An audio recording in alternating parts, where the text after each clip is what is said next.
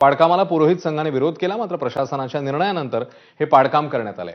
या पाडकामादरम्यान दत्त मंदिर, महादेव मंदिर आणि गंगा गोदावरी मंदिर यांचं नुकसान झालंय, तर दत्त मंदिर बुलडोझरच्या सहाय्याने पाडल्याचा आरोप पुरोहित संघाने केलाय। यानंतर आक्रमक भूमिका घेत पुरोहित संघाने हे काम बंद पाडलं।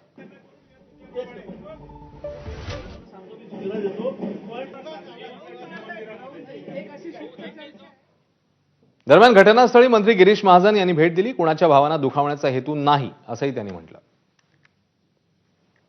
मध्ये दत्त मंदिर आहे ते पाडताना मला वाटतं दबलं गेलं, काहींचं म्हणणं आहे की त्यांनी जाणीवपूर्वक पाडलं, पण असं अजिबात होता कामा नये। त्याची आम्ही सगळी चौकशी करू। स्वतः कमिशनर मॅडम या ठिकाणी आहेत, सीपी पण आहेत, कुंभमेळ्याचे जे प्रमुख आहेत ते सुद्धा या ठिकाणी आलेले आहेत प्राधिकरणाचे। तर मला असं वाटतं की असं कुठे जाणीवपूर्वक होणार नाही।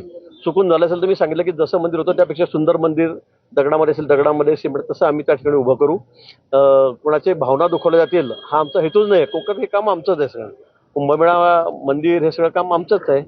त्यामुळे मला असं वाटतं की चुकून जर कोणाच्या भावना दुखवल्या असतील तर त्या संदर्भामध्ये खरं म्हणजे माफी मागेल त्यांची।